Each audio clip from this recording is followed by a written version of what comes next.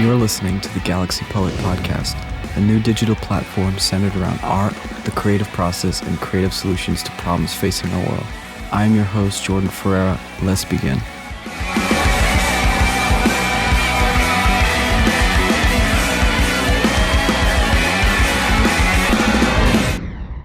Welcome to episode 17 of the Galaxy Poet Podcast. I'm incredibly proud to say that my guest today is a two-time Grammy Award-winning drummer whose work with Jack White, Talib Kweli, and Channel 13 is some of the most inspired and unique work in music that I've heard in the past 10 years. And I've seen him perform. I think he's one of the most masterful musicians and unique musicians that I've seen in an incredibly long time. So I'm excited to welcome Daru Jones. Thank you, man. I greatly appreciate you doing this. Yeah, thanks for having me on the show. I appreciate all the love and positivity. Thank you. That means a lot. And I mean it sincerely, man. I want to tell you that my introduction to you as an artist, as a musician, came about through seeing you perform at Coachella in 2015 with Jack White. Wow. And yeah, that was my introduction. And I was blown away by the show and the band, and my God, like the dynamic between the band, the improvisation aspect, and the fact that I don't think there was a set list. Did you do a set list for Coachella? No, we don't never have a set list with Jack. We just got to be listening to what he's doing. And obviously, when we started rehearsing for the tour, he gave us all his catalog from the Rack on Tours to the White Stripes, and we had to just learn all of it, but we still didn't know what he was going to break out. So we had to be listening to what he's playing. And sometimes he would come in our ear and whisper what the next song was going to be, but otherwise we just it's freestyle Fridays. Wow, that's amazing, man. But I wanted to say, like, that experience of seeing you perform in that setting for the first time, it made me realize how important it is for a musician to be like their own person, to be their unique kind of individualistic voice. And I feel like musically you did that, stylistically you did that, and like everything from the way the drums, and I know people have mentioned this probably many, many times, but the setup of the drums recalled, like, I know swing drummers used to do something similar with the snare, but the setup was so interesting in a rock context, and I just felt like this is something I've never seen before, and it's really inspiring. Wow. So I wanted to ask you, what were some of the formative influences that shaped not only your kind of musical output, but just everything from the presentation, the way you set up the drums, like your approach to music? Like, what were some of the key moments for you? Okay, yeah, that's a good question. Definitely want to pay tribute to the people that came before me, people that inspired me. When I got introduced to the jazz world, I remember seeing cats like Gene Krupa, Buddy Rich. You know what I'm saying? They played this traditional grip. Matter of fact, let me get these sticks so I can show y'all. Got a bunch of sticks. Nice. So basically, you know, there's two different grips when you're playing drums. There's the match grip, which is, you know, it's matched because it's on both, you know, the same grip on both sides. And then there's a jazzer grip they call traditional, which is just, you know what I'm saying? So right. I noticed the guys like Buddy Rich and Gene Krupa, you know, they played this way, and because of the angle, they would take the snare drum and they would tilt it sideways just so it match. You know what I'm saying? Right. I guess it was easier. It was easier for them to do that grip, and you know yeah. So basically, I just wanted to stick with the tradition, being inspired by those guys, and also when I started playing hip hop, I started becoming a hip hop drummer in the mid 2000s. I remember one of the first hip hop groups that I saw was The Roots. So shout out to Questlove, you know, Amir and the Roots crew, you know, paving the way, you know what I'm saying, for that live instrumentation. And I know in the hip hop world, just grew up in that culture, it was all about being original, having identity. You know what I'm saying? Like back in the days when I got exposed to hip hop, a lot of rappers, they didn't want you to sound like them. Like it was all about having your own style. And if you know, dress like them, or if you sounded like them, you know, you have problems. You about to get into a fight. You know what I'm saying? So Yeah. just keeping that concept in mind. I remember when I started becoming a hip hop drummer in the mid outside of Questlove, I started playing with a group called Slum Village. That's a group that Jay Dilla is in. Are you familiar with Jay Dilla? Yes, I'm a fan. JD's real name. He passed away. Slum Village was his group, and I got the opportunity to join a band after Dilla passed away. And then I made a name for myself, and then I started playing with other hip hop artists like Talib Kweli. He has a group called Black Star, and I just made a name for myself. I started getting recommendations, and being the next dude in line. Well, one of the next guys in line. Cause I'm not. I don't want to say I'm the only guy that's playing hip hop, but like as far as on a certain scale, I started working with all like the legendary hip hop artists, and then I downsized my drum kit because at the same time I was still playing some fusion jazz gigs, but I realized that in the hip hop music I didn't need all those drums.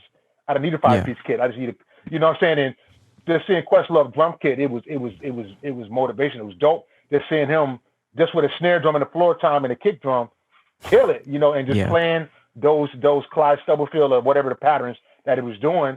That was inspiration to me. So I was like, man, okay, now I feel like I'm the next drummer playing this hip hop music, and I don't want to just be a carbon copy of Amir, like drum set wise. So I was trying to think of ways what will give me my identity. One day I woke up because I played a traditional grip. I started, tilting the snare drum instead of doing it like the jazz guys. They tilted it sideways. I changed it and tilted it forward. So right, so basically, instead of doing it sideways like this, I did it like this. You know what right. I'm saying? And then I That's was like, awesome.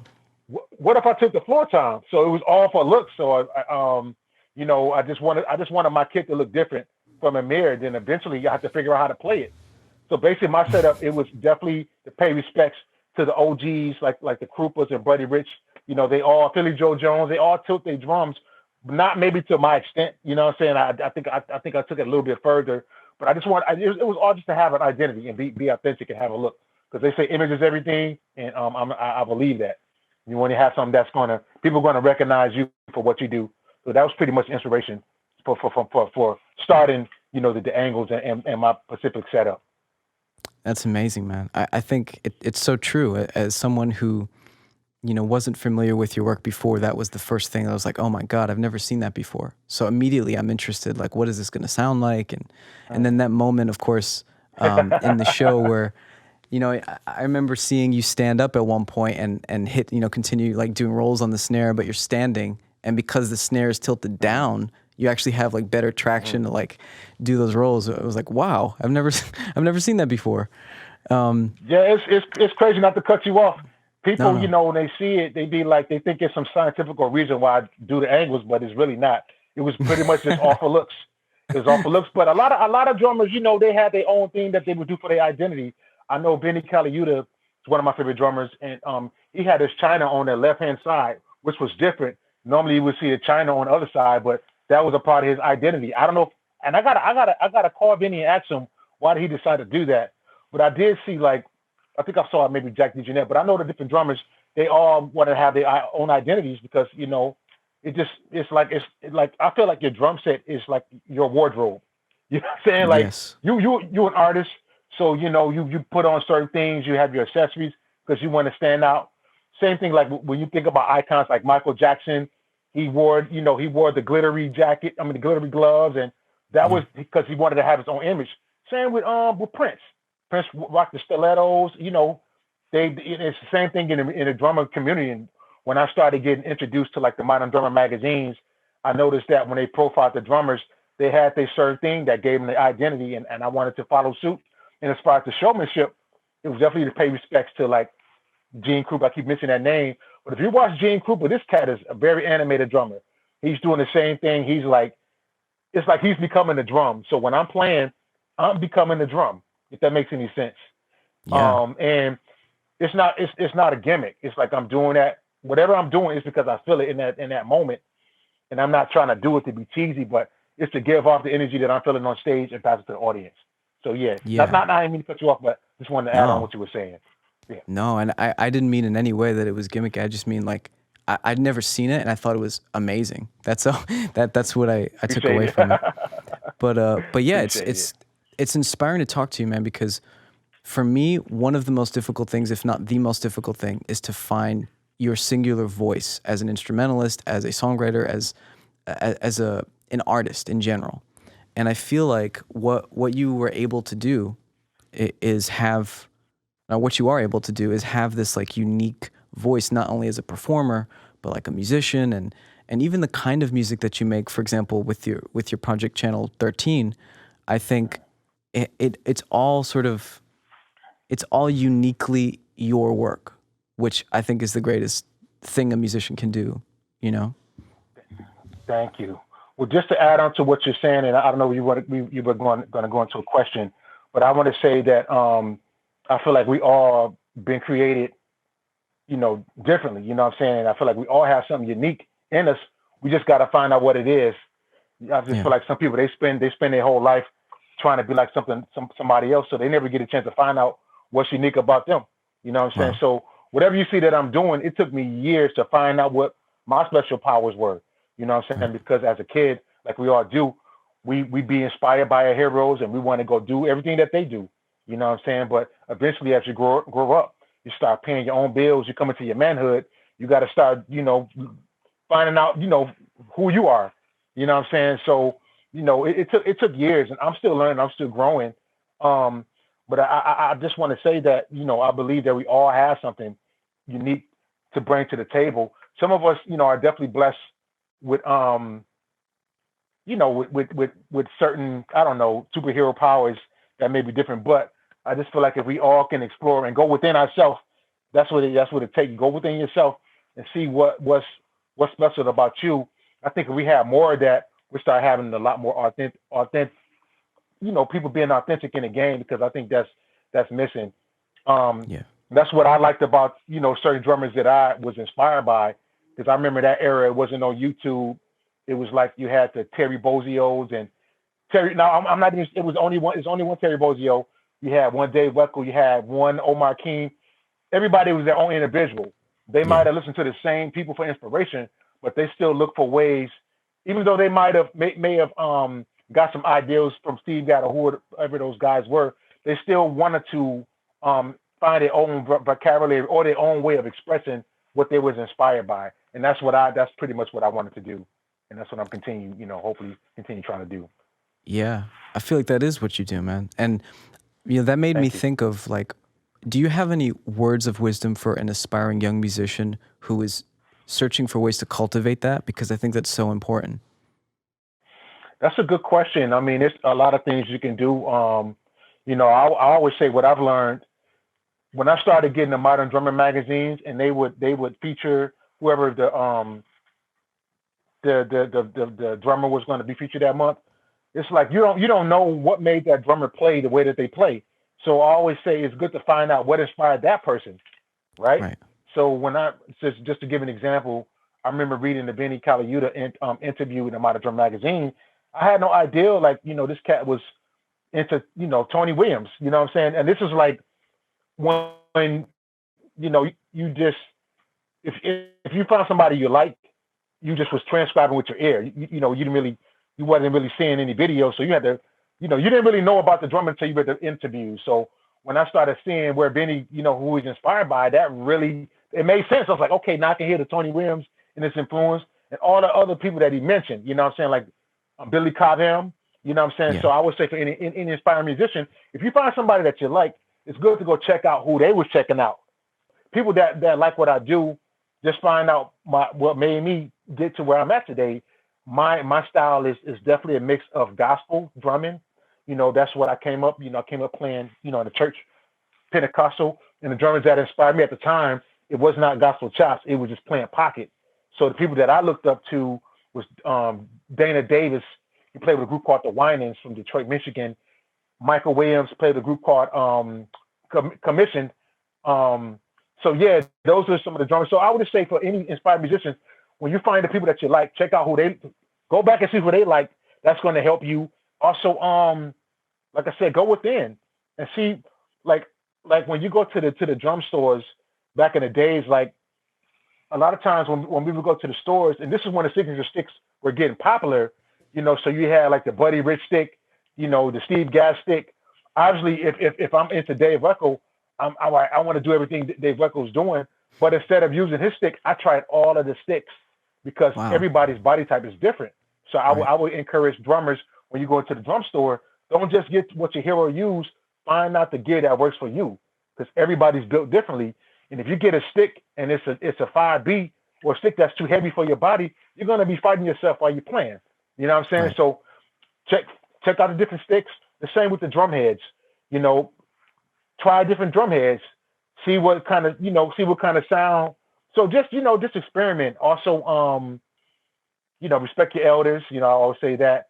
When you get jobs, be on time and just be very watchful. Just when you start getting your opportunities and getting on gigs, find out what your boss want and try to give them what they want, because it's not all about you at the end of the day. You know what I'm saying? Right. Because if you're not giving your boss what he want, there's a million other guys waiting to take your seat. You know what I'm Right. saying? Because the game's oversaturated. So yeah, that's some advice I would give the guys Yeah. and I gals. think, yeah, I think that's great advice, and I relate to it in that, growing up, there was a guitarist that I was very, very inspired by named Alan Holdsworth, who played with Tony Williams. Yes, yes, yes. Genius. Yeah, genius. But he would always say that, I think, there was a very, very early jazz guitarist, Charlie Christian, I think, like very, very early, kind of like hollow body electric jazz guitarist. And I actually went back and listened to some of that playing, and I could hear Alan Holdsworth. It didn't sound like Alan Holdsworth, but I could hear where he took the influence and then extended it, right? Like where Yes. he brought it into a new generation with influence from Tony Williams and the musicians that he was playing with. So yeah, I think that's really inspiring. That's a great thing that people can do to trace the lineage of inspiration. Yeah, and just to add on to what you're saying, I think it's very important when you get in certain positions, when you start growing and you become a thing, it's very good to always make sure you give accolades and give shout outs to people, because you got to keep it moving. I mean, ain't nothing, first of all, ain't nothing new under the sun. Everything has been done already. If you start going back through history, you know what Yeah. I'm saying? I mean, all you can do is continue to, how they breed dogs, to try to come up with a new dog, or they breed things. All you can do is talk about the combinations, but just make sure you pay tribute to where it's coming from. So that's my only thing. Like when I see the newer generations come out, and shout out, everybody can play and they dope, but they do these clinics and they do these stuff and they never talk about where this stuff came from. I think Right. that's a bad look. That's a bad look, and I think it can be very disrespectful, because I just think that you got to give props and praise to where the stuff came from. I just want to credit Jay Dilla, because he, and I believe that he may not even known what he did was going to be that influential on music. I Right. remember having a relationship and friendship with Clyde Stubblefield. Rest in peace. He was the funky drummer, and I Yeah. remember meeting him. We done a double drum thing and we hung out, and he didn't even know that what he did was going to be a thing. Like Wow. he said they were just jamming and rehearsing. And James Brown would come in the room, was like, I got lyrics to that, but they didn't know that stuff was going to be big hits. They didn't know that the funky drummer break was going to be one of the most sampled. You know what I'm saying? So a lot of times, that's how I be in this world. The stuff that is dope, a lot of times people they didn't even know what they were doing. So I just think that what I'm, with all my influences, spilling over to the different genres, I believe that it is going to maybe become a thing, but we don't know. You don't know what it's going Right. to be called. We Yeah. don't know what it's going to be called, but I guess it's just good to keep the energy of those creative people that gave us the inspiration, keep them alive. Now they live through us. You know what I'm saying? So, the blues um, came about. I don't know how the blues was born, and that's my apology. I should, be able to have that story. But you know what I'm trying to say. Different music came, developed, like hip hop developed out of a certain thing, blues developed out of a certain thing, and so on and so forth. So I'm curious to see what that next thing is going to be. Yeah. It's going to develop out of all of this glitzy, and this thing. I'm curious to see what's going to be the next wave. Yeah. Yeah.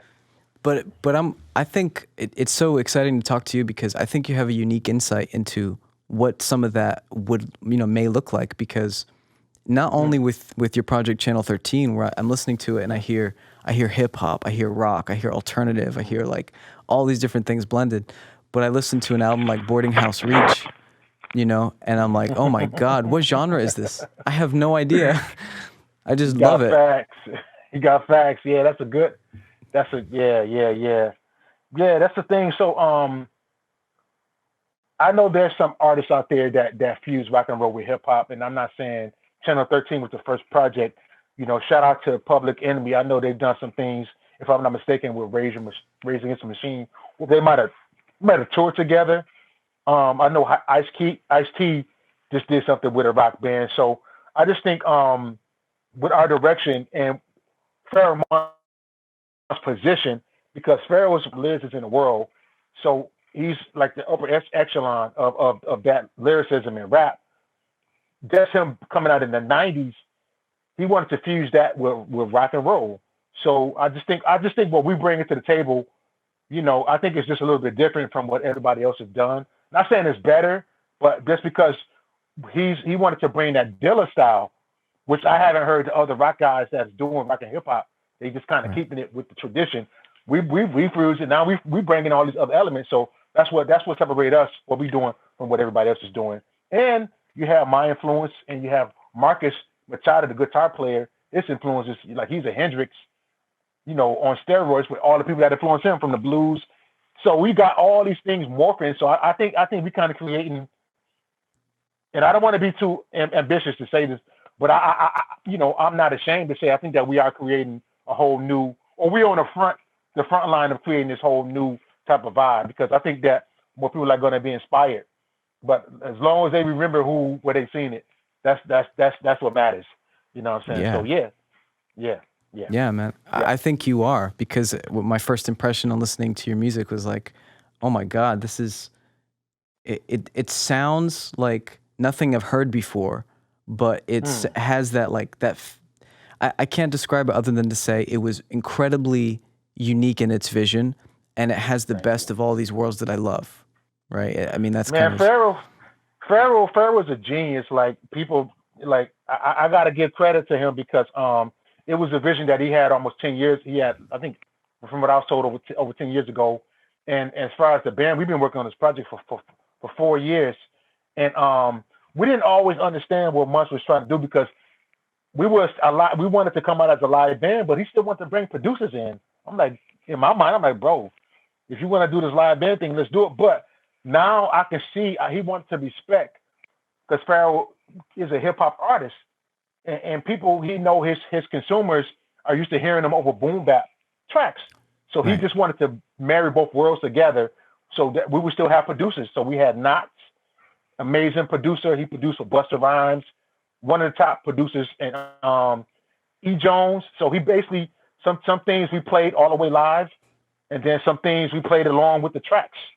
So I think that's what makes the project different, and that's why what we're doing is different from anything that I've heard, and I appreciate it. But I want to give praise to Pharaoh, because that was his vision, and a lot of times I may not have understood what he was trying to do, but now that the project is done and we got the outcome, I was like, okay, now he wanted to marry the hip hop boom bap world along with the he didn't want to lose those fans by just being too live, you know what I'm saying, and not have that production element. So just wanted to give some shout outs and love to Pharaoh much. And also it's an honor For to be sure. in his band, to work with him. Yeah. That's inspiring, man. Yeah, I mean, I, it's incredibly unique, and I think that's always a very difficult thing for any musician to do. So I applaud you and the band and all the projects you've been involved with for that, you know. But Thank you. thinking about kind of along the lines of what you're saying, the incorporating the live band with producers and stuff like this, I wanted to ask you, just perhaps selfishly for me, like I'm curious what your thoughts are on this. Like in my own case, as someone who's grown up listening to, maybe the Marshall Mathers LP and was kind of like a huge fan of Outkast and Marshall Mathers LP, but then discovering rock and progressive rock and kind of having all these different worlds of influence. I found later on, whenever I would get in the studio with producers, it's sort of like I would be all enthusiastic and I'd be like, I want to do this. I want to mix, the production of this on drums with the raw energy of this on guitar. And, I want these collection of influences. And it's almost like maybe they couldn't see it, or they just weren't interested in trying to make it happen. But I recognize that as like a frustrating component of trying to do something different. Is there anything you could say to someone out there who maybe is trying to do something similar, who is having frustrations with like some of the, I guess, business aspects of producers and all this kind of stuff? That's a good question. That's a really hard situation because just depending, when you get in certain positions, if you're dope, you're gonna start.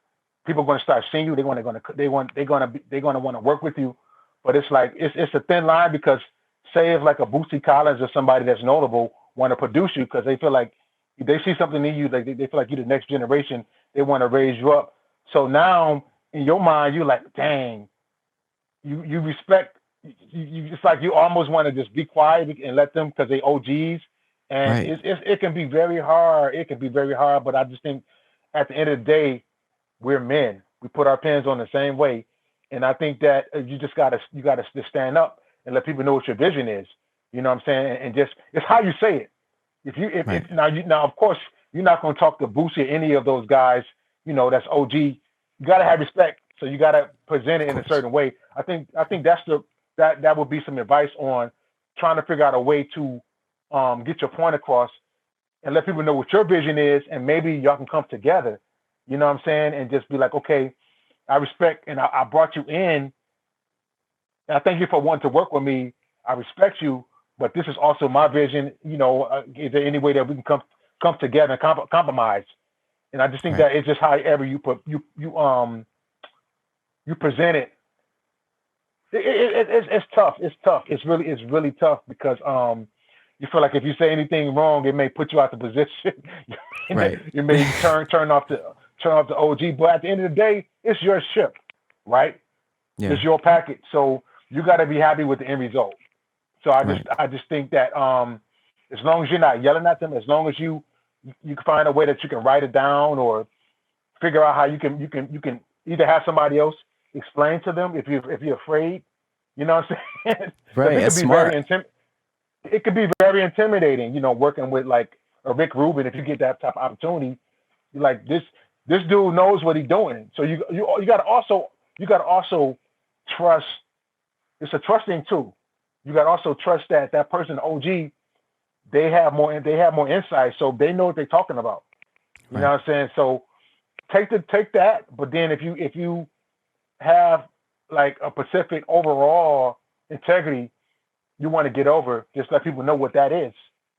Yeah. And then sometimes you gotta put your feelings aside and let somebody else, you know what I'm saying? Because that's the thing, when you're trying to go to the next level, you don't know what that is. You may feel like your vision is comfortable to you because it's your own ideal. But Right. people outside can see you better than you see yourself. So sometimes you gotta step away from it and let the person produce you. Right. Yeah. So I I hope that think hope that makes sense. Hope that makes sense. The question. no, I think it makes perfect sense, man. I think that's a great lesson as well in just, I guess, etiquette, like studio etiquette, and just dealing with people who've accomplished like great things and people you don't want to offend, but at the end of the day, just Mhm. having the ability and the courage to stand up and say, I respect you. I love that you're a fan. You appreciate what I do. I greatly appreciate that, but it has to be this way because I'm the artist, right? I think that's powerful for any new artist to hear, and it helps me too. Yes, But and yes. Another thing to add to it. I don't mean to cut you off. no, no, Just something to add to that is sometimes a producer, because we have a lot of people that's passing away, right? So some producers, they may have worked with like they may have worked with Michael Jackson, or they may have worked with this notable person, and they want to produce somebody, and they want to have them be just like that. So yeah, that's the issue, yes, because that's where you got to draw the line. Like, okay, I know you worked with MJ or whoever, but I don't want to. That's not who I want to be. You don't try to make me the next this. You know what I'm yes, saying? You can bring some of those influences, because that's your style. But still, I have in the voice too. So please, if you can, bring your flavor, but also use what I have to bring to the table, if that makes any yeah. sense. That's beautifully So said. that's what I wanted to add to what you were saying. You're the next generation. You're leading the way, so you have a responsibility. So Wow. make sure you do the right thing, Jordan. You know what I'm saying? Make sure you do the right thing because you're in a position and you're dope as well. And yeah, when you start getting on these platforms, and it's very important because I just think that a lot of it needs to be a lot more of us that are getting in these bigger positions educate the next generation because a lot of times what happened is we work so hard to get here, we want to keep all the information to ourselves, Right. which is cool, but that doesn't help the next dudes. They ain't got to spend 20 years trying to figure I'm not saying you got to do all the cheat codes because certain things that I feel like if you go through on your own, it's gonna give you that you're gonna be able to withstand because this game is not for softies. You know what I'm saying? You Yes. got to be able to Yes. have thick skin. So certain things you got to learn on your own. You're gonna get misused. You're gonna get robbed. You're gonna get taken advantage of. But there's certain things that when people, I'm trying my best because of the position that I've been blessed to get in, and I'm still working. I'm just trying my best to share more information, not to try to get people to emulate, but just to help them along their way. Just the basics, because we gotta pass it on, and otherwise the music dies, the culture dies, jazz die. I mean, I'm just saying that's what happens when you don't pass the information on. So Yeah. this is very important to spread, just to spread the knowledge. You ain't got to give people all your secrets. You know what I'm saying? I'm not saying do that, but there's Yeah. certain things that you learn that helped you, to grow and better yourself. You know, even with getting publishing, and that's a whole another conversation on the business Sure. tip. Certain things that are now in play that's a lot better because back in the days, a lot of the drummers that created classics they got ripped off. They Yeah. didn't get any royalties because of, and I'm not faulting the artists that they were working with. Maybe that was just what was in play. Just like the slavery days, certain things, were just in play, and that's just what it was. But we have to continue to change the narrative. So that's what the whole 13 record is about: exposing the Wow. uglies of the states and looking for ways to advocate to change. Yo, would you want somebody to treat you like that? Would you want somebody to spit on your face? Would you want somebody to go on your timeline and dog you out? Just the basics. Yeah. And a lot of times people they don't even realize what they're doing because they Right. just been trained. They came up that way, but nah, that ain't sweet. You know what I'm saying? I know I'm kind of Right. rambling right No, now, but no. yeah. No, I love it, man. It's so true, man. This is why I think it's really inspiring to talk to you because it's one thing it's one thing to say that, but to see someone who not only says it, like talks the talk, but you go see them live and you're like, this person walks the walk. And to me, that's you. So I've seen you perform. And like I said, that was one of the greatest rock shows I've ever seen in my life. And a lot of it was just the interplay between the band, the musicianship, and the individuality, of not only the artist you're performing with, but you yourself, like the way you set up the drums, the way you play, the way you improvise, the dynamics. Like it was really inspiring, man. So Thank I you. just, I appreciate it. of course, man. I think that's an inspiring note to end on. I know you're busy working on some sessions. So I just want to say sincerely, thank you so much for your time. And this was a blast. I'd love to have you back on if you'd like to come. But either way, man, thank you. Thanks so much, Jordan. I appreciate you being persistent. I know we have been trying to do this for a while, and it's crazy, man. People, although we were in the pandemic, I feel like I was more busier than ever. I Yeah. don't know what, because everybody was at home. But I'm thankful. I'm thankful. I'm not complaining. Not complaining just about a balance. But I know I try to check my DMs and messages. That's one thing because I know how it is to be on the other side. And I'm just getting to a point where you can't always be nice to everybody because sometimes we take the kindness for weakness. But I know you have been reaching out, and I'm just trying to be more selective because time is money nowadays. Because as we can be using this energy to be doing other things. So I definitely right now I got to treasure this little time that I have because things are starting to open back up again, and some things that I want to do for myself, and I need to make sure I make time for it. Otherwise, I'm never going to get to it. So I thank you for being persistent. I love what you're doing. Keep doing what you're doing. looking forward to see you on the field and making more moves in your career. And like I said, you got to receive responsibility. You got a responsibility. You know what I'm saying? You're the next generation. And so just make sure you do the right thing. And thanks for having me on your show. God bless. And I'm looking forward to see you making more moves and being a voice, you know what I'm saying? And making a change in the community. Coming from you, that means a lot. Thank you so much, man. Be safe. So good. Thank you. God bless.